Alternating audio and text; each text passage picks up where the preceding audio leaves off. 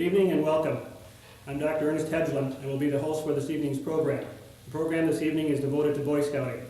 February 7th to the 13th is Scouting Anniversary Week. February 1988 marks the 78th anniversary of the Boy Scouts of America organization.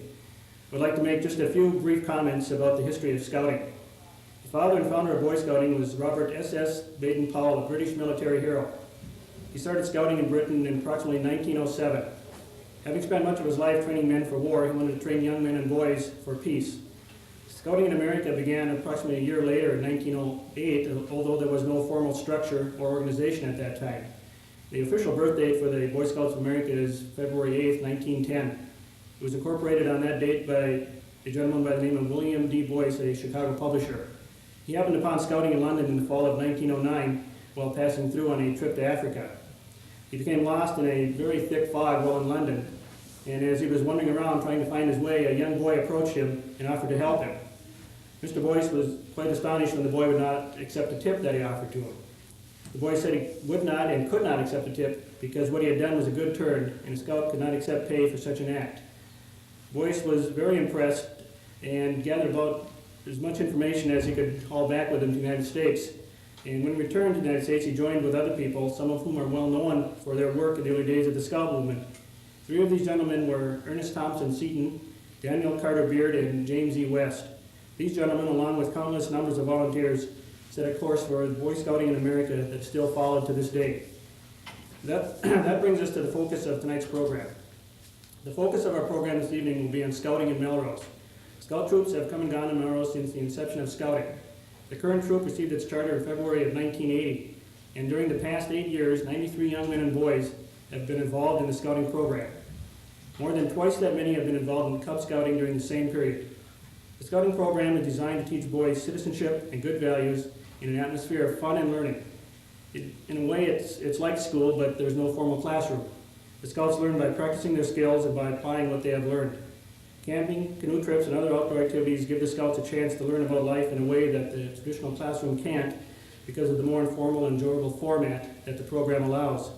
Scouting, of course, is for boys and young men, but it certainly would not and could not work if it were not for the time and effort put forth by the adults who have involved themselves in Scouting. Melrose has been very fortunate to have many men and women who have been willing to contribute their time and talents to the continuation of the program. Tonight we will meet 5 men who have been important and instrumental to the success of the Scouting program in Melrose, both Cub Scouting and Boy Scouting. Our first guest this evening will be George O'Brien. George has been involved in Scouts for quite a number of years. He was one of the founders of the current troop. He was a member of the troop committee for about 2 years and also served as the committee chairman. He also served a short term as Scoutmaster and has attended many of the Scout troop outings. And he has also, in more recent years, served at the Freeport Scout Troop for about 1 year. At this time, I'd like to introduce Mr. George O'Brien. Good evening, George. Good evening, Doctor. Would you have a seat there, please? I would. I'd like to ask you a few questions. Fire away. When did you become involved in the formation of the Boy Scout Troop? I think it was in the winter of '79 that we started forming up the committee. Prior to that, the year before, or the year and a half before, we had formed a Cub Scout troop, or a Cub Scout pack, I guess is the correct terminology. And then the kids were growing up and they had to have something to progress to. A guy from St. Cloud came around and said, hey, we need parents for this. And I believed him. He had a scout uniform on and everything like this. He said it takes 2 hours a month. 2 hours a month, that's 24 hours a year, 1 day a year. Yeah, I could give this to him. We found out that, I guess maybe 6 months later, it dawned on me that 2 hours a month wasn't going to cut it at all. But that's how we got started. The council in St. Cloud got to us on that. Okay, it was just a natural progression and extension then of the Cub Scout group that, was your son involved at that time? Yes, that's the only excuse you really have to have, you know. Okay. If you know how 9 and 10-year-old kids are, somebody comes around and says, hey, we're going to start a Cub Scout pack or a Scout troop, everybody wants to start that day. And they came around to ask for astronauts, they'd all sign up for that too. So that's how you get started on these things. What part did you play in the formation of the troop? Well, there was 5 of us on the committee, Darlene Hurd, Kay Hiron, Whit Finken, Dave Warner, and myself. And our first task was to sort of get organized and go out and find a scout leader. John Schofield was our first scoutmaster. And after we got him, then you start forming up after that. You've got to get the man who's going to lead them first. What brought you all together?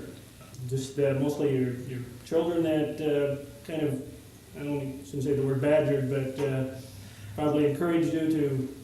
Well, yeah, they wanted to join the council had come around and talk to the kids in the grade schools. And they said, hey, we got a meeting tonight, you know, you got to come to this thing. As I said, the guy promised it was only 2 hours a month. He looked honest. I think as you said before, about like 2 hours a night. Yeah, it's closer to that. You did serve as the committee chairman for a period of time? Yeah, and the chairman, and then we hit sort of a low point in that John Schofield quit as our scoutmaster. But we had 3 good assistants. We had Steve Borgany was an assistant scoutmaster, Chad Finken, and Sam Schnupp. And so we were operating without a scoutmaster for a while, and I thought everything was going well. And the St. Cloud Council came through and said, do you have to have a scoutmaster? We felt we didn't need one. They said, you either have a scoutmaster or we pull your flag or tear the buttons off your jacket. I don't know how they demote you. So I said, okay, I quit as committee chairman. Whit Finken moved up as committee chairman. He appointed me the scoutmaster, so I was the scoutmaster for a couple of months. That's how you became the scoutmaster? That's how I became scoutmaster. Okay. Desperation moves. All right. Obviously, both of those positions were quite challenging, but each had different obligations and duties. Which did you feel was more challenging, or was one more challenging than the other? A scoutmaster is tough. I'll tell you, anybody who does this has my, my admiration. I have a hard time handling kids that age, particularly when they're not my own. But it's an experience that everybody should go through. It's not just what you do then. There's a lot of highlights that you have. Then you go rock climbing, canoeing, camping, things like this. But I think probably the highlights of all of this is now when you sit there and you pick up the beacon and you read some kid that you had in the troop has just been named to the dean's list at this college where he's going. This is a fun part. Because gratifying. You really know these kids. You get to know them. You sleep out with them for a week, or something like that. You do get to know them pretty well. Do you feel that it helped you build a better relationship with your son? I don't know. I think my son and I had a good relationship before, and we still have one. Okay. What, as chairman, do you have any memorable experiences that you would want to relate, or? I guess there's so many memorable experiences. Any that really stand out? I'm out there 50 years old, and we go rock climbing. I'm out of shape, I'm overweight, and I'm afraid of heights. And I look up, and there's something nuts about it. These kids are just scaling up 65-foot cliffs, I guess you'd call them. And I got to join in. It's the whole experience that's the fun part of it. Excellent. Now, you've also helped out over in Freeport with the troop in the last number of years? Yeah.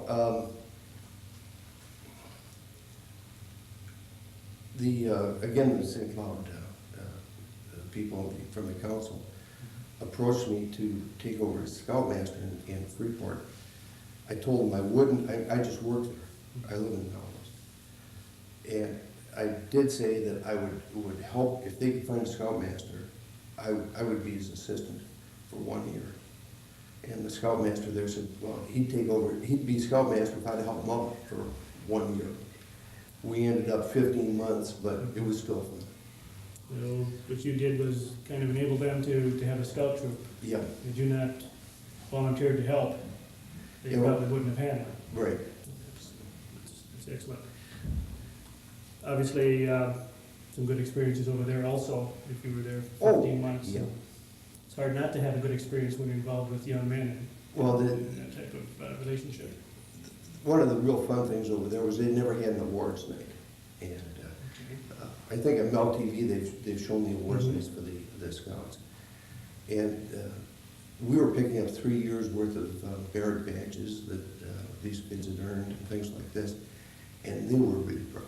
Now, the awards night, is that something you've done in Melrose since the beginning almost? Yeah, yeah. I think once a quarter, or once every 6 months, they have the awards nights. Now, you were Scoutmaster here in Melrose for about how long? As short as possible. As short as possible until we found the next Scoutmaster. Okay. I 2 months, something like that, then I went back. You resigned sooner, but you couldn't. Yeah, you've got it exactly. Okay. Now, you say your son was a scout? Yeah. Obviously, he did enjoy it. Yes, yes. Were you ever a scout?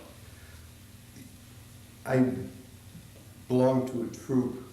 Not an active, not But- very active though. It wasn't as active as what the Scouts are here in Melrose. So you, as far as a lot of memories of Boy Scouting, as a boy, you don't have too many. Well, you know, I have a problem in that I'm allergic to poison ivy, and I guess if you're gonna talk about one of my highlights in Melrose, would you believe poison ivy 6 times one summer? I mean, if that's a highlight, you know. Did you get a merit badge for that? No, I didn't. They didn't have them. That's unfortunate. There should have been one for that. Yeah. You get to 6 times in one summer Oh, or something. hey, I could have gone to the Olympics on that one. Very, very good. Is there any other comments you might want to add about your experiences with scouting or scouting over the years in Melrose? Well, I tried to get you into the Scouts. Yes, you did. As a volunteer one time, and You did. I was very impressed with the good job you've done when you were with us. But any parent or any adult that has a chance to get involved definitely should. If it's only for 1, 2, 3, or 4 years, it's a ball, and you'll get, as I say, you have memories that you'll never forget. You have great experiences, and they keep going on even after you're out of there because you get to know the kids so well. That's a really good point, but I'm sure you've approached other people and asked them to volunteer, and some of them will say, I've never had any experience with scouting. I don't know what to do, or I wouldn't know how to do it. How do you answer that? Well, they use me as a horrible example because Boy Scouts lead clean lives and things like this. And so as a Scoutmaster, I think they have me in there to say, hey, if you don't obey the rules, this is what you may grow up to do. But no, you don't have to have any experience in this. If you can read, they have books that cover most of it. And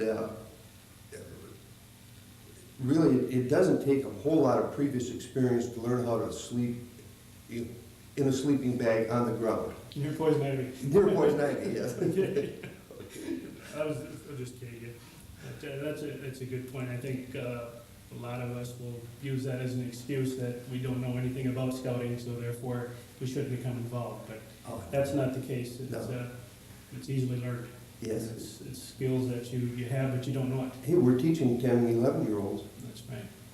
Very good. Okay. Thank you, George. You bet. Our next guest this evening is Joe Timmons. Joe has been Scoutmaster of Melrose Pack 68 for about 7 years now, and he was a Webelos Den leader for about 1 year, and he's currently the Tiger Cub organizer in Melrose. Joe received the District Scouter of the Year award in 1985, and Joe has been through all 4 years of scouting with his 4 sons, so he's well experienced in scouting. I'd like to introduce at this time Joe Timmons. Evening, Joe. Hi, Ernie. Hello, George. Joe? Welcome, and thank you for being here this evening. It's a pleasure. 7 years, that's quite a long time to be Cub Master. It seemed like it at the time, yeah. How did you get into this position? Well, we were reorganizing the Cub Scout pack. There hadn't been one in Melrose for, I think, maybe 15 years. And so Alan Anderson, the scout executive from St. Cloud, agreed to come out, and we were able to get together a bunch of the boys that were of scouting age and got them together down the church basement with all their parents. And then they put on the typical the scout to push, we need leaders, and then all the adults sat there and looked at one another. George, you've been through that, right? And fidgeted in their chairs, and then they started to put the boys up to, don't you think you better go ask your mom or dad to be a leader? And so the kids would come over, Dad, won't you be a leader? We can't have a pack without a leader. And so pretty soon I had a few working on me. And so I got weak and I said yes, and that was a 7-year commitment. Okay, that explains the first year, but what kept you at it for 7 years? Well, you just don't get out of it that easily. I And see. so it got a little easier as the years went by, so your reason for saying no became less big because it got easier. Okay, you also found someone else to take it over. Well, I think part of, getting it started was difficult, but I think part of it becoming easier was having a good pack committee. And so we learned to spread the jobs around a little bit. In a good organization, there's someone else could Yeah, step into so it. we had good pack committee chairmans, and we had good awards chairmans, and so not all the duties were falling on one person. So we always had good pack committees. I think that's the key to anything. Spread it around, or you're gonna burn out the ones that do it. 7 years is long enough, in other words. Right. Now, you're currently the Tiger Cub organizer. That's correct. What are Tiger Cubs? Okay, well, that's kind of the youngest level of the scouting experience with then the Cub Scouts and then the Boy Scouts, and then in some towns they have the Explorer Scouts. A Tiger Cub is a first grader, and they get introduced to the scouting experience by coming to a meeting with about 8 other boys and then an adult partner.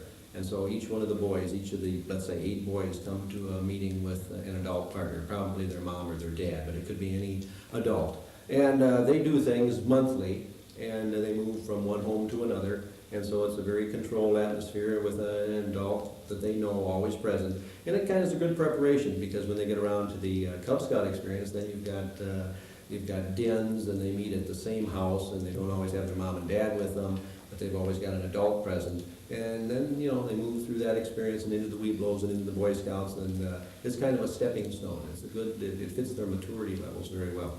Now, is the Tiger Cub grouping, is this a new designation in scouting? Is that Pretty new. recent? Let's see, I think the first Tiger Cubs in Melrose, my boy who's now in the 7th grade was in the first Tiger Cub group, and I was the Tiger Cub organizer that year too. So I would guess it's been around maybe 5 or 6 years.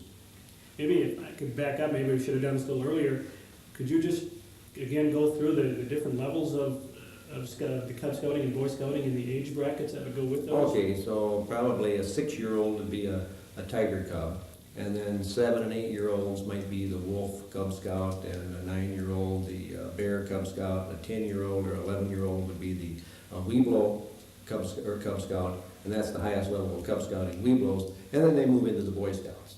And I think at about the age of 16 or 17 they could become Explorer Scouts if there's an Explorer post on or in your town.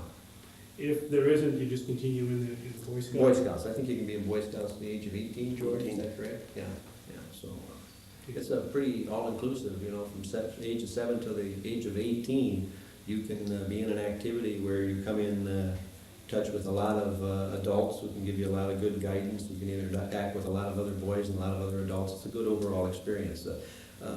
Whether it's 4-H or whether it's Scouts, I think every child should have a chance at something like that.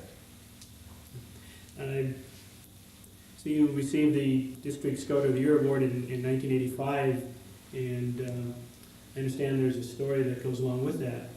Kind of interesting. Steve Borgening received it in the same year, and part of receiving the award is you have to be nominated by people in your community, and they write letters of support to the District Scouting Office. And so I had started and been suggested to me that Steve would be a good person to receive that, and so we had gotten letters going for Steve, and we knew we had enough to get him the District Scouter of the Year Award, and so it was my job to get Steve down there. Well, unbeknownst to me, and Steve was doing the same thing on my behalf, And so he was trying to get me down there. And so we didn't have any trouble getting each other down there. I said, oh, I gotta go, I gotta get Steve down there. Steve said, I gotta go, I gotta get Joe down there. So we both got down there and thinking that, you know. Neither one knew the other one. No, neither one knew that they were personally were gonna get the award. They thought the other one was gonna get the award. And so they called Steve up, and I thought, that's nice, that guy's really deserving. And then they called me up, and I said, Steve, you bugger, you. And he has the same feelings about me. Excellent. That's an excellent story. Obviously, you had 4 sons involved in scouting. You probably have maybe 1 or 2 more stories that you could relate to us about some interesting experience in scouting. Well, I think the high time for me was going rock climbing with my 2 sons who were part of the Cub Scouts at the time. I went over to the St. Croix State Park. Taylor's Falls. Taylor's Falls, okay, and they've got some dandy rock outcroppings, and my oldest son is just a regular mountain goat, he just loves it, and my younger son was pretty small at the time, probably just a first-year Boy Scout, but we just loved it. I was worried, you know, you're watching your own kids go up there. It's bad enough watching somebody else's kids go up that rock face, but to watch your own kids go up there. And then, of course, after every child or kid had gone up there, then it was your turn to go up there. And so I got to climb up, and that was a big thrill. And, you know, it kind of made me feel good that I got to the top of that thing. And that really gave me a sense of accomplishment. And then I got to thinking, you know, what did that do for my 12-year-old son? What did that do for my 14-year-old son? What an experience that was.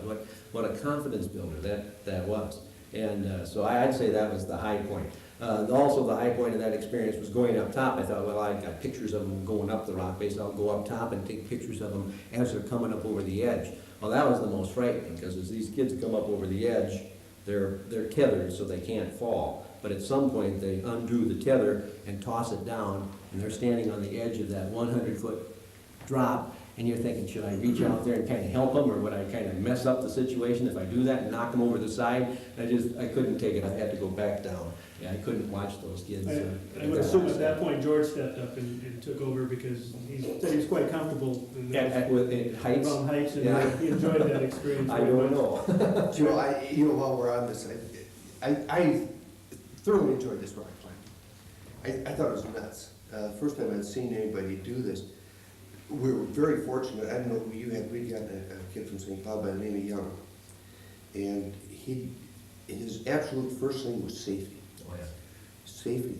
What we didn't know, we were there in the spring of the year. In his last climb in the fall, he'd cut out. He dropped 50, 60 feet. He wasn't sure how much. And this was his first climb again. He didn't know if he could do it. But you get there, and I'm not sure how. I don't think it's 100 feet. That's a 10-story building. I never would. Looked like 100 feet to me, George. Oh, it felt like it. But I remember going up, and I made a mistake. I looked down. I was having trouble getting by this one place. And I looked down, and the adrenaline really starts rushing at that point. And I remember going up over this thing. I don't remember how I got over it. I remember seeing this hand reaching down to help me up. I thought, what did the guy come down to help me for? He wasn't. I was at the top already. I didn't even realize I'd gone up that far that fast. They scampered, huh? But and I'm sure the kids felt the same way. Oh. They loved it. No, I know one of my sons got halfway up and just kind of froze, and couldn't go any further, and wasn't sure how to come down, and so we coached him on how to rappel, and he had to lean back and then just fall, and the rope was hooked, and so there was no danger. And then he got a good feeling, just he had to come down, but just that he could rappel and kick his feet off that rock face as he came down. So that was a good experience, even though he didn't make it to the top that time. So it's just an all-around great experience. Like George said, safety was the key thing with the group that came out for us. I know we were in the old fire hall, the one that was torn down, and they had that balcony up there, and they hooked their ropes up there, and we practiced all the safety things crawling up onto that balcony. So it's nice to know, and parents can be comforted that the safety factor is taken care of. And I got to tell you about the canoe trip, though. You weren't on the canoe trip this past. No. Let's see, that was Everybody came back this summer. What a canoe trip! When Dave Anderson scouted out the terrain, there was water in the river. But by the time we got there, there wasn't much water in the river. And so we had a canoe with either 2 or 3 boys in it, filled with gear, and we walked those canoes a long ways and pulled them over rocks. And what could have been a thrill turned into a bumpy ride. And I was never so tired in my life. My arms, I think they each got 6 inches longer from yanking that canoe over the rocks. There were a lot of aluminum rocks in the river. I'll tell you. And, that was a great time, I'll tell you. And that, and I had my 7th grader with me at that time. And once again, that feeling of accomplishment. We came up against a barrier and we overcame it together. And that's an experience that you may not have unless you're in an organization like Scouts. Years from now, archaeologists are going to wonder how that aluminum became attached to those rocks. That's right, and I could tell Deep them. down in the river, or still leave good notes. Right, I'm right. sure. Now, is this rock climbing something that's done every year? It was just I think it's been done twice in the last 7 years, 3 times in the last 7 years. So, sounds like a real interesting experience. Yes, it is. If you're not afraid of heights. Yeah. Even if you are, it's a great experience. You certainly overcame your fear and I didn't overcome my fear, I'm still scared you're of still heights. scared of heights, but in And that moment you I was still scared of heights then too. I was You scared of found the heights courage from to the make bottom it up. all the way up to the top. showed an excellent lesson on it. But it's an elation, it's a real rush when you get up to the top. That's really neat. Great. So obviously, having 4 sons going through the scouting experience, you've seen them experience a lot of fine moments. Oh, yes, yeah. There just can't be enough opportunities for kids to come in contact with caring adults. And, the first ones they should come in contact with a lot are their parents, of course, but, they can learn a lot from coming in contact with other adults too. So, I'd like to compliment Steve for sticking with the troop as long as he had. He's sure given a lot of boys an opportunity to meet a lot of adults that have provided experiences for them. Yes, I think we're very fortunate to have people like yourself, Joe, and George, and Steve, and all those people in Melrose who have been involved and interested in having a scout troop in Melrose. Yeah. Now, were you a Boy Scout as? I was a Cub Scout, Okay. and I really wasn't too involved. I can remember being a wolf and being a bear, and then at that time, they didn't have weebles, they had lions, and so I was a lion. But I didn't go into Boy Scouts, and I'm not sure of the reason why. One of the reasons I got a job at a grocery store, I got awful busy. So Okay. I didn't do some of the things that I might have done, but I earned some money. Okay, as I look back, when I grew up, we had Boy Scouts, but it wasn't a real active troop, and I always thought it would be the greatest thing in the world to be a Boy Scout. Never had that opportunity, but I think it's tremendous. And the leadership opportunity gives the boys, because every boy has the opportunity to be that leader and to be a senior patrol leader or to be his particular troop leader, and so it gives them a chance to make some decisions and know what it's like to be in a position where you've got to make decisions and you get people mad at you because you've got to assume a role of discipline maybe, and that's good. It's just can't be really forgotten. fun to watch a young man develop. I had that opportunity. My wife's nephew received an Eagle Scout award about 1.5 years ago, and we watched him from the time he first joined Scouts until the time he received his Eagle Scout award, and what a tremendous difference it made in that young man's life. Yeah. It was really very gratifying to watch that. It was a very moving ceremony. It should be, because that's a lot of work. It was very nice. Would you invite old boys to become scouts? I'd invite them to become something and get into a situation where they can come in contact with adults that maybe can share experiences with them and organize activities for them. And so whether it's scouts or whether it's 4-H or whether it's a church group, I really think that they should get into something, and I certainly would recommend scouts. What, with your many years of being Cub Master, obviously you've got some sage advice for one who would wish to become one. What words of wisdom would you give to someone who would become a Cub Master? Well, I think try to avoid the urge to do everything yourself, because you're going to burn yourself out too quickly. So be sure that you insist that other persons become involved, because most of us we won't become involved unless there's a need. If it looks like the job's being done, we might let it get done. And so I think the key is be sure that you've got a good committee, and insist that all the roles be filled, and let the parents know that it's not a free ride, that every parent is needed in some capacity. I guess George and I talked just briefly, when you try to involve new people, they'll often say they know nothing about scouting. And you probably said the same thing to yourself when they first approached Sure. you about being Cub Master. Right, and you kind of get on the job training. But there are good training facilities available. I know we went down for a Saturday morning, and they had a session for the Cub Master and a session for the awards chairman, and so they had some training available, and that's good, and they come out and they give advice, and there's plenty of resources available to take advantage of.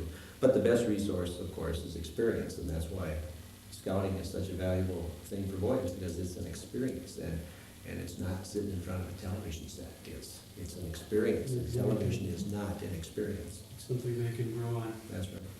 Our next guest this evening is Mike Hedglin. Mike has served 1 year as a Weeblos Den leader and then 6 years on the troop committee, 5 of those as committee chairman. So he has a lot of experience in the administration part of scouting as well as in the practical aspects. And he has a son, Jeff, who's been in the troop for approximately 7 years. And I'd like to introduce Mike Hedglin at this time. Evening, Mike. Hi, Ernie. Thank you for being here this evening. What did your job as a Weeblos Den leader consist of? Well, I guess to explain my job, you have to understand what a Weeblo is first. And a Weeblo is a Cub Scout. It's the oldest Cub Scout. It's sort of the transition period between Cub Scouts and Boy Scouts. And most of the time, it's the first time they've had a male den leader. And so my job, I guess, was kind of to train them or prepare them for scouting on a little bit wider level. Weeblos, you have a lot more outside experiences. The badges you earn there are earned outside of the home. There's swimming badges, there's camping badges, those types of things. And so it's just sort of a transition period, I guess, between Cub Scouting and Boy Scouting. And what age group do the Weeblos consist of? Oh, Joe. You mentioned that before. 10-year-olds, Okay. and possibly getting into 11, but they're getting of scout age then. And I guess the reason I did it wasn't, my own son wasn't in that. Time. And I think we're having a difficult time finding someone else, so And so I got you involved. felt a little pressure to do it, but obviously you enjoyed it once you got into it? Well, I don't know if enjoy is always the word. It was definitely a challenge. I teach, but teaching is a little bit different than having a den of 13 Weeblos. It was much more of a challenging experience, I think, than the regular teaching part. But I did enjoy it for the most part. You know, you were also a member of the troop committee, and how did you get involved in that? And I guess that was sort of a natural progression from my son joined Cub Scouts. Joe right away, of course, was on me. Want to be a part of the committee, and we'd like to have you part of the committee. And I said fine. And I guess I started out in Cub Scouts handing out badges, ordering badges or something. Then I took over activities there, and then Weeblos, and then the progression was just into Boy Scouts. And there happened to be an opening at the time when Jeff was in there. And George was the one who cornered me one night. Did I tell you it only took 2 hours a month? Yeah, I think it was less than that. I think 1 hour is all we need from you a month, and it you've turned out. told him a million times not to exaggerate. That's right. But I certainly don't regret that at all. But I think it was just a natural progression from Cub Scouts to Weeblos to Boy Scouts, and I felt that I should belong. I felt that I should be doing that. That's great. It's just moved along with your son, in effect, up into the scouting, Once you get so experienced, you just can't let a guy go. which is true. I heard that also, right? They've used them all on you, in other words. Everything that can be used. So, something was said to me that you held a 5-year, 1-year term as a committee chairman. Could you, how do you explain that? What does that mean?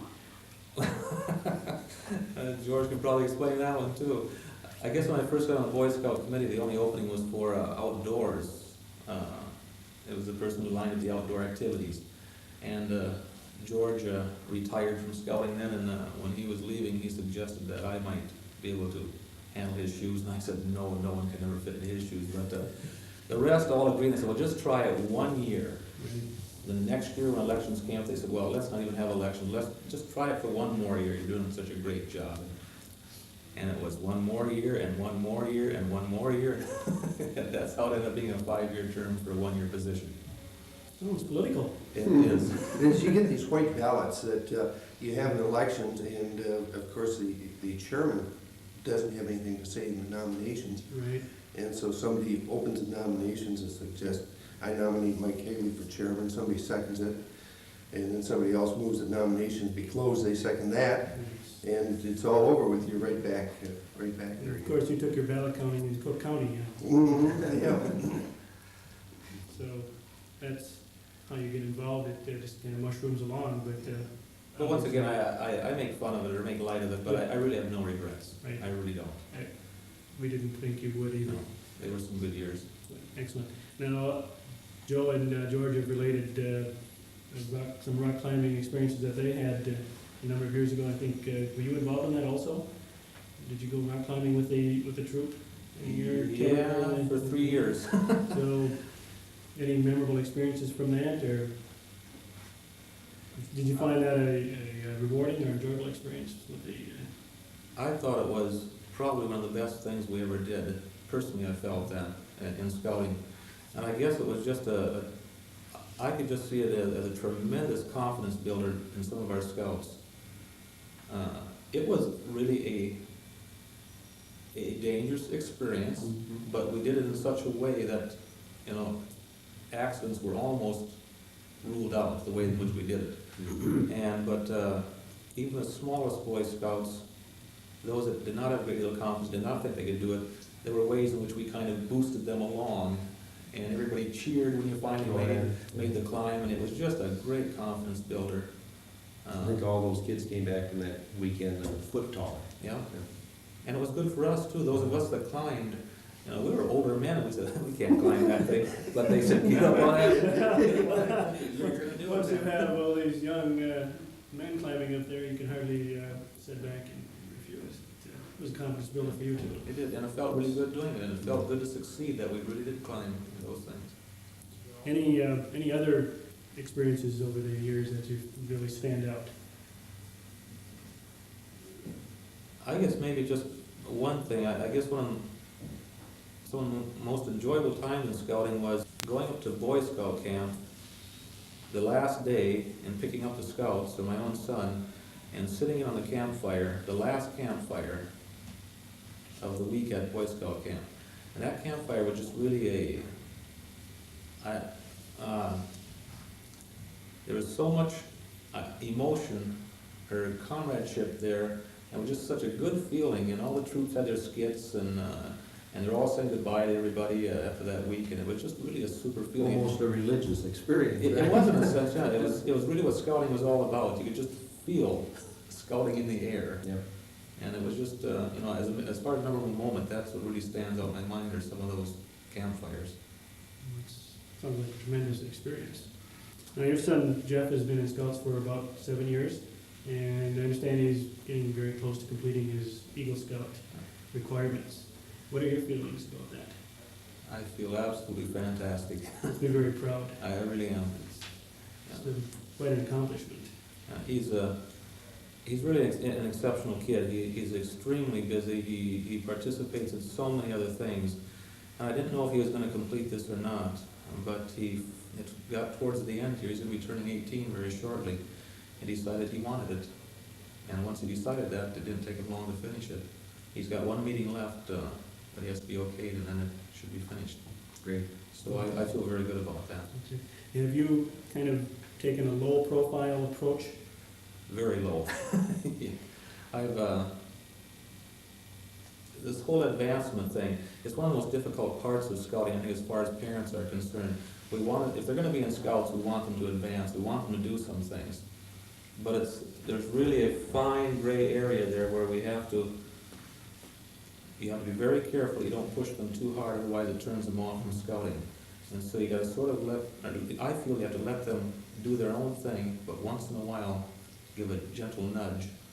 And this last year's, you know, I've really tried to, if he's gonna do it, he's gonna do it his own. It's not gonna be because I said, you've gotta become an Eagle Scout. And he did it on his own. That's great.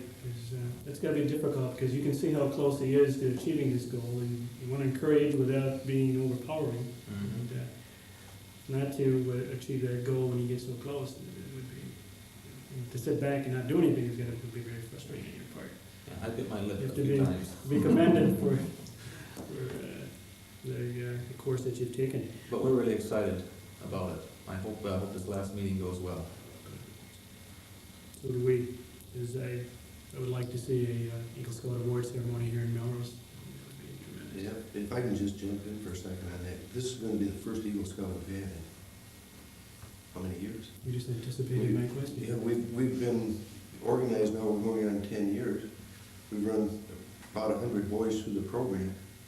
So an Eagle Scout isn't something that they just give up. These kids have to get out and work. I'm so proud of your son. I'm not as proud as you are, but well, I really feel good about that. Well, I think anybody involved in scouting, no matter who the boy is that makes it, or the young man that makes it to Eagle, I think we all feel good about it. You just can't help it, because Joe was a part of that program. He started with Jeff, and George had Jeff, and, at some point, we all touched him, and a part of it. I think George alluded to that earlier, the gratifying feeling you get years later as you see what these young people have accomplished in life. And you can say, I had a small part in helping this young man develop. And that's a good feeling. And I guess my next question might be, how do you feel about the scouting program in general? It's a pretty generic question, it's wide open.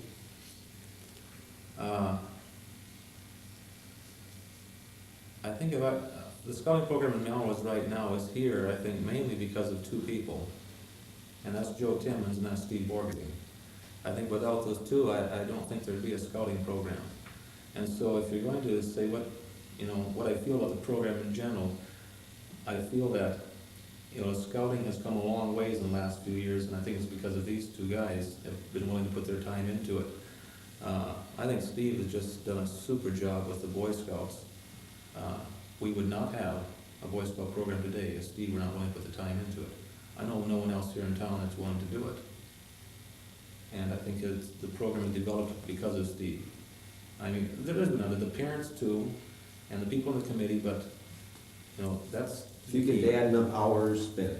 Yes. There's nobody who spent more hours. And that's gotta be the truth. Steve will show up at my door at 8 or 9 in the evening, he's coming over to run Patrick through this, or check on that, or some special extra activity, like they were over in the studio not too long ago, doing something with a couple of the boys, and getting them familiar with the TV equipment, and had the experience of ad-libbing, and they put together a little tape that'll probably be played on Mel-TV. And where else could they have gotten that experience? And then there have been a lot of other troops where it wouldn't happen, because the person wouldn't have had the time, so you're right. But Joe Timmons almost blew that whole program. Were you there when Steve got appointed as Scoutmaster? Mm-hmm. Well, if you remember, Steve wasn't 21. That's right. And we were sitting there waiting for him to turn 21. And Joe Timmons goes and tries to talk him into being Cubmaster. I remember that. And you don't have to be 21 to be a Cubmaster. He's going to get him as a Cubmaster. He's blowing our future Scoutmaster right out of the water. Get your help wherever you can. Aren't you glad you shot him down? You go, very definitely. Mike, were you a scout as a young boy? I was in one of those troops that was sort of a troop. We met once a week and had a good time, but we didn't have the leadership at that point. But it was still a worthwhile experience, but we just didn't do nearly the things that the Scouts are doing here in Melrose. And I never made it to Eagle. I don't think I made it to first class, if I remember right. So, but I guess there's no question, the real bottom line in a scout troop is to have involved parents and a very active leadership. You bet. So, there's no substitute for that, obviously. That's it. Any other comments that you would have on the scouting experience? I can't think of anything else right now. It's been a good 7, 8 years, and I've had a lot of good times in scouting, and I appreciate the effort of Steve and Joe and everybody else concerned with scouting. And I thank you all. It's been a good time. Thank you, Mike. Our next guest this evening is Jerry Wenchman. Jerry has served on the PAC committee for 3 years as chairman and began serving the troop committee in 1982 and is still active as the outdoors chairman. He's the part-time assistant scoutmaster and is the adult leader on many of the troop's outings. And Jerry has a son, Jerry, who is currently working on his Eagle Scout award. I'd like to introduce Jerry Wenchman at the start. Good evening, Jerry. Good evening, Ernie. Welcome. Welcome. Thank you. Jerry, what got you involved in committee and as a chairman? In the chairman, well, somebody had have the position, the troop needed a chairman, and I was interested in having my son in scouting. We had been in scouting in Illinois with our daughter. We decided he should be in scouting also. Okay, was he in scouting at the time that you? No, he wasn't. He was just coming into scouting. He was just becoming of age. So basically, you did it to help your son get involved and also to obviously help other boys. That's correct. Yes. What were your duties at the time? What did you have to do as the As chairman? committee chairman, basically duties as chairman is to run the PAC meeting and to run the committee meetings, Okay. make sure everything goes smoothly. So what you've kind of done is graduated along in scouts with your son, is that, That's would you say correct. that would be a correct assessment of? That's pretty much it. When he got to graduate into the Boy Scouts, I left the Cub Scout committee and went into the Boy Scout committee. Okay, so obviously you've very closely shared all the experiences that he's had in scouting. Pretty much, yes. We've been together in it. I've helped him with it as much as I could. Helped other boys when they needed it. Now, you're the outdoors chairman for the troop committee. What are your responsibilities as the outdoors chairman? As outdoor chairman, we make sure that we have places to go. For instance, if we were going to go on an outing, to check with the people, make sure it's okay if we go on their property, to arrange rides, transportation out there, get the parents to drive, come out, back out and pick us up when we need it. So it's a fairly difficult job. It's not always easy to get people to drive. What's the most difficult about arranging an outing? The transportation, or The transportation is always the most difficult. you try to do that? You don't take a bus or anything. You I'm going to get my bus driver's license, my school bus driver's license now, so we can use the senior high has got a bus we can use for our outings. so you'll be less dependent on individuals to That's- transport. That's correct. What kind of training have you had in scouting? What in your background helps you do a better job as outdoors chairman? I don't know anything. My background is pretty much on-the-job training. So you've learned a lot also in the position That's correct, yes. that you have. I understand that you've gone on several winter camping trips. Yes, I've been with the boys 3 years now up at Camp Parker Scout Reservation. A very experienced winter camper. Well, I do my share. Between National Guard and the Boy Scouts, we do our share of winter camping. What are some of your experiences at winter camp with the Boy Scouts? Cold. Besides the cold, The building more cold. The building we have has one fireplace, and we go up on Friday night, and by Saturday night, we usually have it up to 50 degrees in there. You have to cut your own wood for that? Yes, or- we bring our own wood along, or else go out in the woods and find it and bring it along. And we have the boys build snow domes, put up tents, sleep outside if they prefer to sleep in tent or in a snow cave. So it's kind of a winter survival experience type of Uh, situation. They can learn those. Right, they can earn skills. their polar bear awards and some of their cooking events. They can earn outdoor cooking if they would like. In the cold weather, it's kind of hard to get anything really hot. What have you enjoyed the most about the scouting program?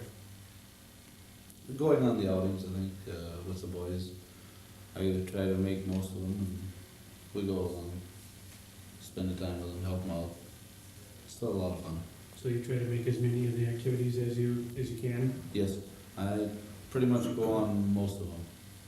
I think one interesting thing about Jerry, where do you live? 17 miles south of Melrose Mountain? Yeah, about that. And when he was on the Cub Scout committee and for all of our events, I can't remember him missing an event. They made it in, and he's always there. And that takes a real commitment, not only the part of little Jerry, but big Jerry and his wife Angie, to be at that, to make that trip, no matter what. I think I always admired him for coming that far. I gotta talk to you about one experience with the truck though. He got me as a driver once to go out and pick up his truck and bring the boys back in, because he couldn't do it. So we were out at Mickey Claus's land north of town, and we got about halfway in and his truck ran out of gas. And we went down to the gas station by Ward Springs and they were closed, and we went to a farmhouse, and finally we got some gas and put it in the truck, and we got back all right. And the next day Jerry says, well, there's an auxiliary gas tank in that truck. All you gotta do is flip that switch. There's another 20 gallons of gas there. You failed to tell me that. He wasn't prepared, was he? No, he wasn't prepared. Wasn't prepared for that one. I could have changed tanks, but I didn't realize it was that low. I just never paid no attention to it. I just drove out there and parked it. I bet Joe will never run out of gas again without looking for a spare tank. That's true. Excellent Always, lesson. always look for a switch. He'll apply what he learned. That's right. That's a good part of scouting. That's right. We're You're also a merit badge counselor, I understand. Yes, I'm a merit badge counselor for 3 merit badges, pets, dog care, and communications. Well, what is a merit badge, if you would explain that? A merit badge is kind of a reward you get for doing a specific thing in a field. It can be a hobby, a learning experience, whatever. It takes a certain time to earn it. Are there certain, say, for example, you say pet? Yes. Is there certain requirements they have to fulfill before they can get that merit badge? Right. For pets, they have to show how to take care of the certain pet that they have, how to take care of pets in general. Okay. For dog care is more intense, how to groom the dog, feeding, keeping records, giving a, no, they don't have to give the shots on it. I don't recall just every detail of it. But it There are specific guidelines for every merit Yes, there badge is. that they would want to Yes, there earn. is. That they have to follow. definitely, they have to follow certain steps. Now, do they have to earn a certain merit badge before they can earn another? Is it a progression? No, they have to earn so many merit badges to get their next progress award. And some of them have to be from the Eagles list. To earn star, you have to have so many merit badges, and 2 or 3 of them have to come from the Eagle list. Okay, so there's different categories of merit badges. Yes, Is that what you're? there are 8 of them that are required for Eagle. Okay. Now, as a counselor, what do you do? We go through it with the boys and make sure they get it done, that it's approved of, that they didn't do it haphazardly. It has to be done correctly. I would imagine there are some merit badges that can get fairly involved in. There are some, one of the longest ones is your personal management. It takes about 3 months. We've got a pretty good counselor for that, Gary Walls, Okay. at the bank. Sure. He's got quite a bit of experience in that, and it takes 3 months to do it. Takes a real devoted young man to fill that merit badge. It's one they need for Eagle, It is. so they all do it. Excellent. They all do it. Were you a Boy Scout when you were? No, I wasn't. I don't think there were Boy Scouts here then. Okay. The troop there wasn't a troop in Melrose. There was a troop before I was old enough, and then again we started in '79 with those. So you kind of got involved to help your son get involved, and That's correct. That's good. Yeah, we just got involved that way. now your son is working on his Eagle Scout award. Is he? Yes, he's on his Eagle Progress Award. He's got his service project and I think two merit badges to go. That's excellent. So he'll have his Eagle. Give you a very good feeling. Yes, it is. Feeling Gives them a of good feeling. accomplishment on your part as well as his. Yes. It's real good to see him that way. Excellent. I'm sure it's been fun to watch him develop over the years in scouting. It is. It's a real good feeling to see how far he's gone, what he knows, and the things that they don't forget then. Some of the things they'll forget, and they learned it last week, and they do it then. And then they'll forget it again. Other things they remember and help teach the other boys. What if I could just relate one thing here about Jerry too? You know, it was really great having Jerry on the committee, because anytime we needed something, well, we needed a trailer. I know where there's a trailer. We need 2 more canoes for the outing. I know where there's 2 more canoes. We're short 4 paddles. Jerry knew there was 4 paddles. We needed a big dog as an award for coming to scout. They knew where to get this big dog cheap. They got us this big dog cheap. Whatever happened Chief to procurement officer. Well, he spent last year in my attic, and then I finally got him back to the pack, so he's back where he belongs. Okay. I mean, it's really important that you have someone like that on the committee that has a lot of contacts. And I'll tell you, Jerry had an endless number of contacts, and it made things go so much smoother. And he was so willing to put the time in was the biggest thing. But just, you could not ask for a more dedicated committee member than Jerry. That's the truth. I agree. I've got to ask, Jerry, did you go to any of the meetings before you got on the committee? When a guy from St. Cloud got up and told you he joined the committee, it's only going to take 2 hours a month? No, I didn't. You missed those, I okay? missed those. The first meeting I went to, I called Joe to see when we could get Jerry into scouting. He said, well, come to school night. Maybe you can be our chairman. I was right up front with it. There was no beating around the bush. You know what you were in for right away, right? Oh, sure. I had kind of agreed to even be the chairman already if we couldn't get anybody else, but we didn't tell nobody that. They found it out. They found out because nobody else volunteered for the job. Joe just asked me, you gonna take it? He said yes, and he said thank you, and That's that was it. Well, thank you, Jerry. Our final guest this evening is Mike Rosner. Mike has been the unit commissioner for Melrose Troop in TAC 68 for 5 years now. And Mike is the assistant district commissioner for the scenic district of the Central Minnesota Council for 6 years. And he came up with the idea of the scam-half camporees, and we'll get into that a little bit later. And Mike is currently serving as chairman of the Troop 68 committee. This time I'd like to welcome Mike Rosner. Good evening, Mike. Good evening. Glad you could be here with us this evening. It's nice to be here. I understand you're the newly elected chairman of Troop 68. Well, yes, it was kind of a position that somebody had to finally fill.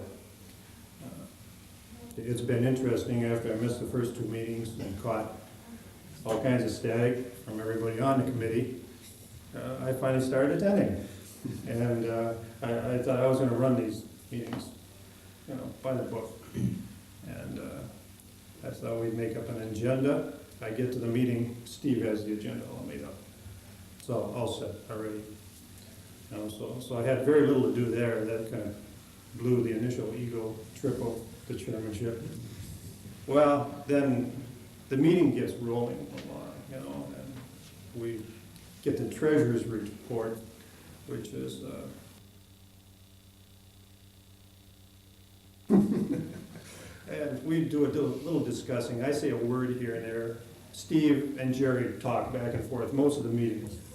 They ask each other what's going on, and Jerry says, "Yeah, we'll do this," and Steve says, "Okay." So then I put it up for a vote, and Steve says right away, "I don't vote, so don't ask me." But he controlled the whole situation. And then Jerry asked a little more, and then they turned to Betty, who was the treasurer, and they asked her if we got any money, and Betty throws some figures out. God only knows where the money comes from. And Steve says, "You've got to learn how we operate."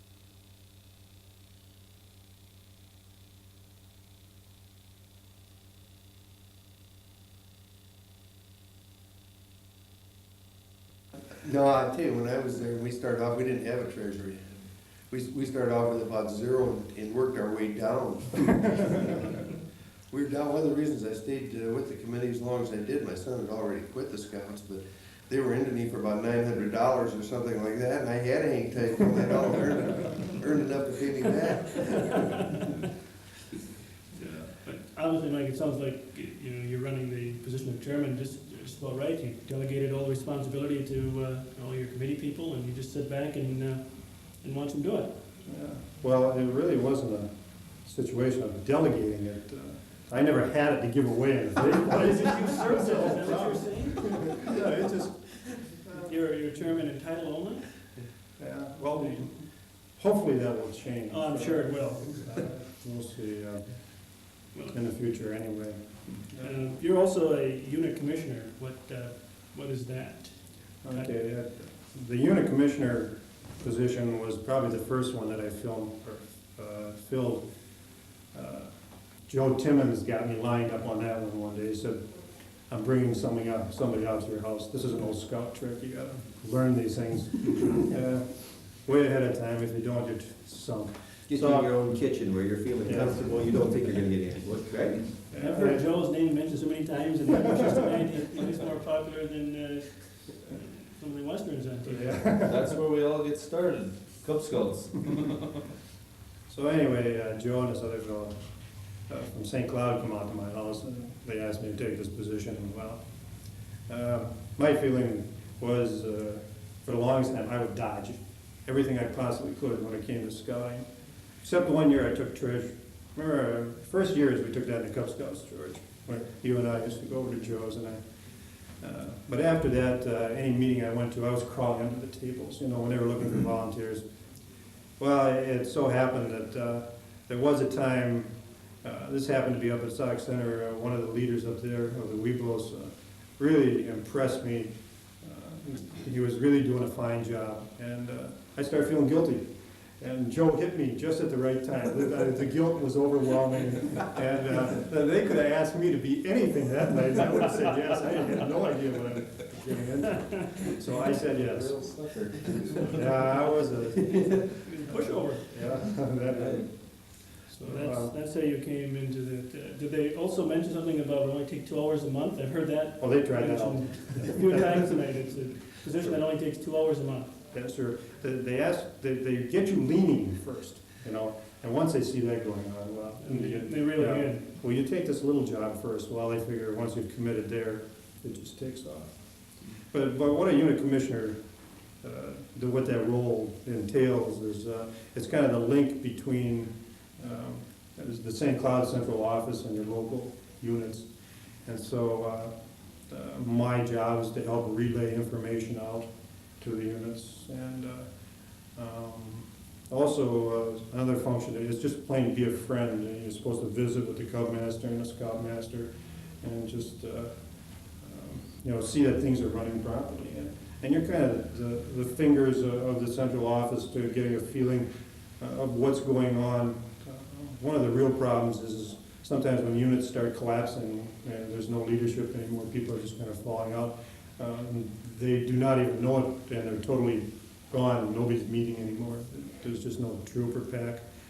So if you can catch this problem before it gets too bad, it's easier to get everything going again and to have to start all over. So. Now, you're also the Assistant District Commissioner. Right. What is that, and what are your duties in that role? And probably the reason I'm filling a couple of these roles is because there just aren't enough volunteers to do them all. That is always a continual source of problems with us, no matter where we go. But and Melrose happens to be one of the better units that we've always come up with a lot of people that have volunteered. But the Assistant District Commissioner is one notch up from the unit commissioner. He oversees about 6 packs and troops. I've seen him from Avon all the way out to Sauk Center, and I'm to help him out along the lines. And we meet once a month in St. Cloud to discuss what's going on and make sure everybody's attending what they should be doing and getting the training that they should. Sounds like you said yes quite a few times in one evening, maybe. Yeah. Well, one of the reasons Mike is still unit commissioner is he wanted me to be unit commissioner several years ago, but I just didn't You have couldn't time talk for the you into meetings. Well, not he couldn't talk me into it, I didn't have time for all the meetings. Yeah. That gets to be a problem, I'm sure. You devote a lot of time to the meetings, and there's a tremendous amount of hours that are volunteered, there's no question about it. Any training needed to be a unit commissioner or a assistant district commissioner? Well, we have one weekend in the fall that we spend at this famous Jack Happy's moose hunting lodge up there. I won't tell that story. But this is at Rice, and we meet out there at his little cabin and just discuss what the ongoing things are. There is a series of hours that you're supposed to be spending to be trained to fill this position. Yeah. And you just pick those up as you go along. So again, on-the-job training. That's correct. When I introduced you before, I had mentioned the Scam Half Camporees. What is that? Well, it was something that Steve and I mainly started, probably 5 or 6 years ago. As Assistant District Commissioner, I'm in charge of this particular sub-district, and we kind of noticed that nobody was really getting together, the troops and that, and nobody kind of knew each other. So we decided to invite Sauk Center, Albany, Avon, Freeport, Melrose, Bollingford, all out to Birch Lake, and we named Steve again, named it is what it was. It was all those. To him, he came up with the name, and it stuck with it for a long time. Those are the initials of all those towns. And so we would meet in the fall out at Birch Lake and have a real wingding. How many of these have you had, and what goes on at these scam half camporees? What doesn't go on? I think we've had about 5 of them. I think last fall was the first one we finally missed. But we have some training out there. The first year we put on, we have like a lost child hunt, and we took a dummy and we put it out in the woods, and we put, something was injured with this dummy, and we take a group of about 5 scouts at a time, and we say we have this injured person out in this area. Your obligation is to find them and to provide an effective search, get them back here quickly, take care of whatever medical problems that they have, and then when they would get them back, we'd grade them on their performance. Well, we would do this for several things. We do it for canoeing, some building materials on a hike and all this, and then at the end, we kind of graded this and had a big campfire at night and told them how well they did and who won, and it was a lot of fun. Besides, we usually do it in October, so it's quite cool. There's no bugs around. It gets cool out there. And then we have some cooking. The troops are expected to cook. We have, here's another name that Steve came up with, I believe, was I think he feels he's innocent of this. It was the Barfalak contest, we call it. What happens is each troop has to make up a menu for about 5 people. We pick out about 5 people. And then each troop makes up one course or one meal for this table and serves all 5 people, and then we grade it, on the quality of food, whether it was hot or cold, whether it was edible or not. And each of the 5 troops, we judge that, and then at night we report on who did the best. So that was really interesting. As I recall, a Sauk Center usually wanted going away because they tried serving a bottle of wine and bribing all the people out there. Of course, the wine is always non-alcoholic. Yeah. Right. How many boys are out there at one time when you have this? I think we've had out as many as 40, I think. That's quite a group together. And then in the evening, we usually have a program we call Capture the Flag, where each troop in its old camping area has a flag that they're not supposed to let anyone take, and it gets to be quite a wild evening after dark of trying to sneak up on each other's camp and steal it. That goes on until everybody's worn out or mad at each other. And then you retire for the evening. That's correct. Mike, it's obvious you're very involved in scouting in Central Minnesota, and it has more to do with your inability to say no. There's obviously some reasons why you're that involved. Would you want to share those with us at this time? Well, I really think that scouting is probably the best organization there is to train boys to be men.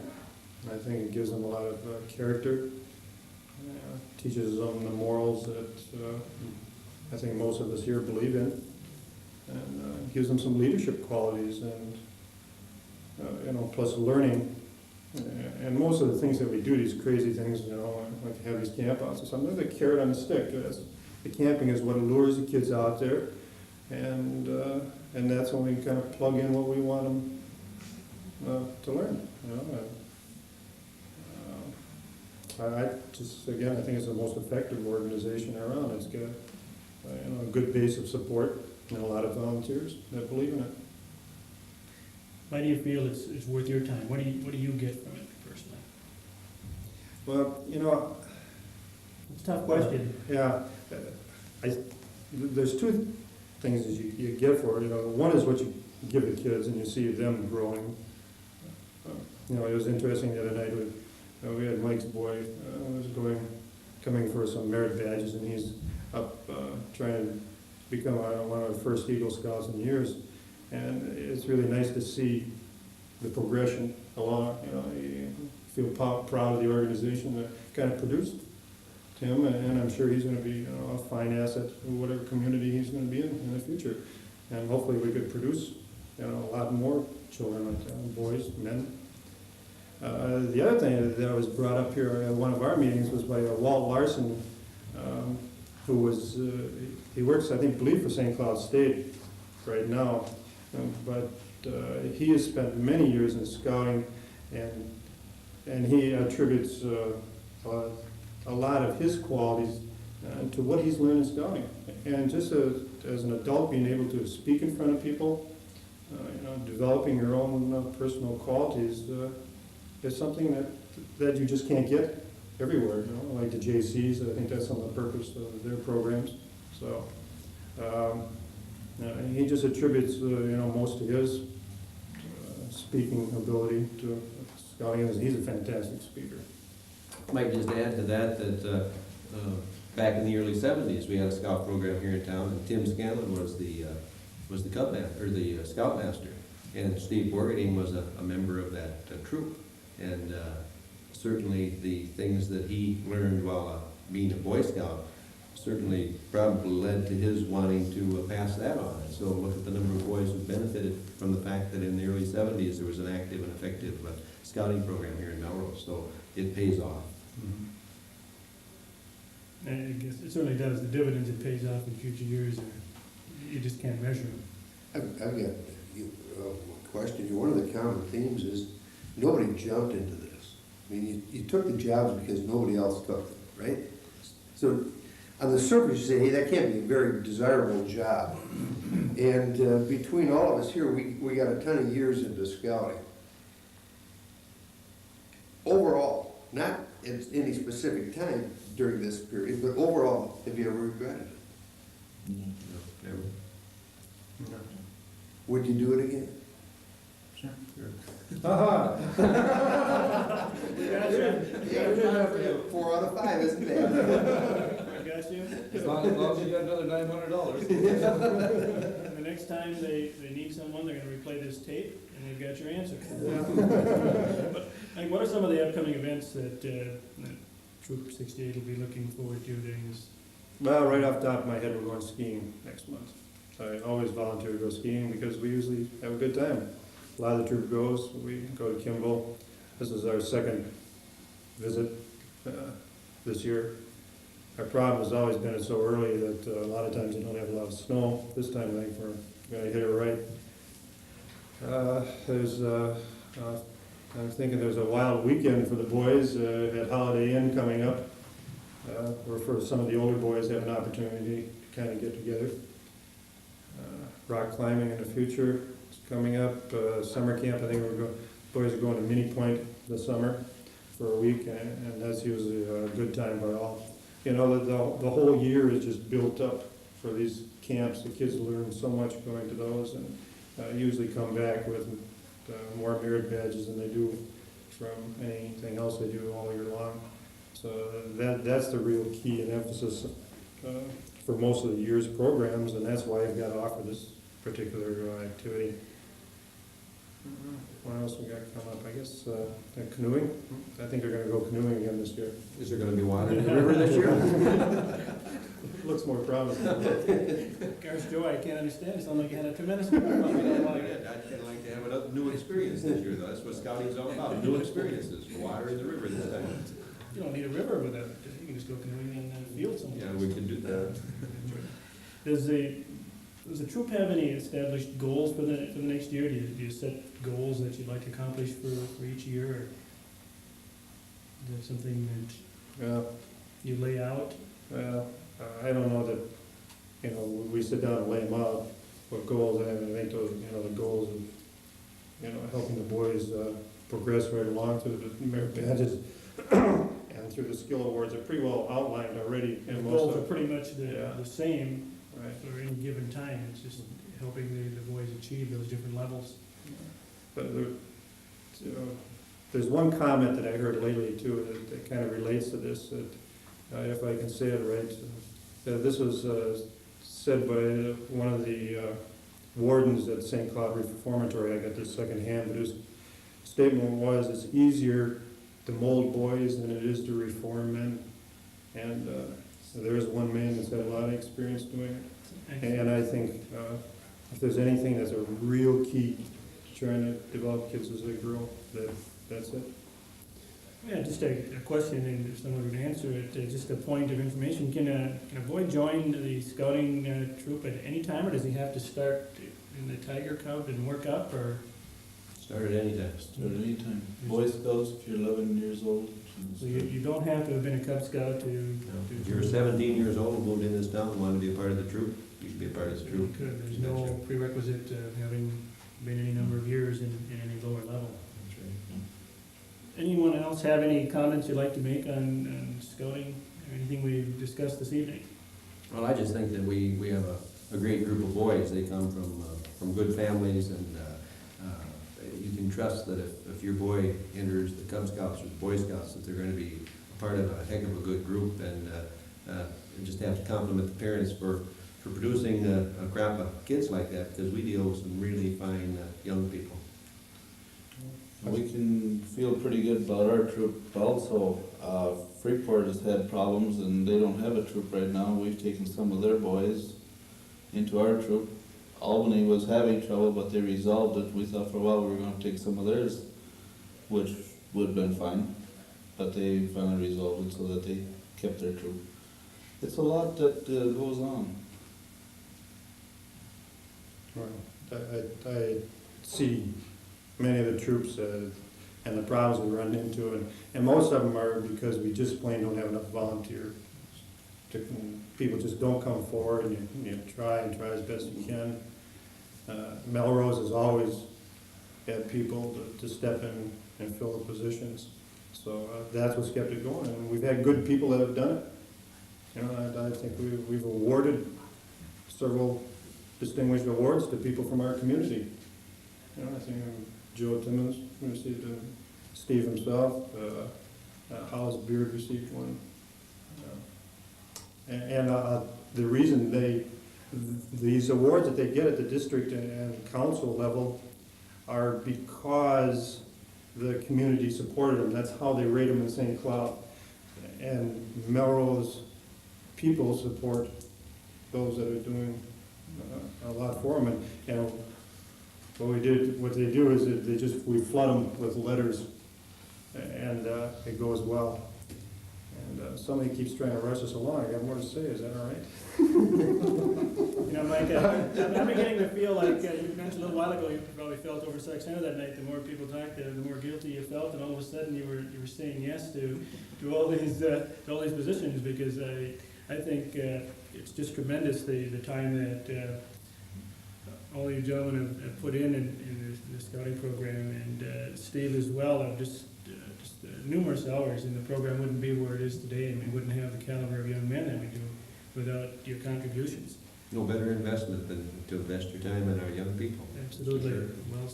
Well said, and I guess that's the foundation of scouting, is to help young men to become good citizens. But basically, Ernie, I think what we ought to tell the women of the community is that Steve would make a terrible husband. He really would. He serves his role well. I'd second that one. He's got a big enough family the way it is. He has been around long enough to be a good husband. He's gone with the boys. He would not have time to dedicate himself to a family. He just does a marvelous job at what he's doing. We well sealed his fate, haven't we? Yes. I'd like to thank you, George, and Joe, and Mike, Jerry, and Mike for being here this evening, and also for taking the time to get involved in scouting and in the important task of educating our young people and the importance of values and citizenship. These gentlemen and all of the other people who have been and are currently involved in scouting can be very proud of their accomplishments. This type of involvement is a good example of what a community can do to help its young citizens prepare for adult life. And if I might paraphrase the founder of Scouting, Robert Baden-Powell, it's how to live in peace and harmony. Thank you and good evening.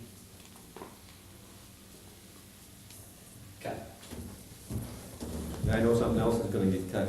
Yeah.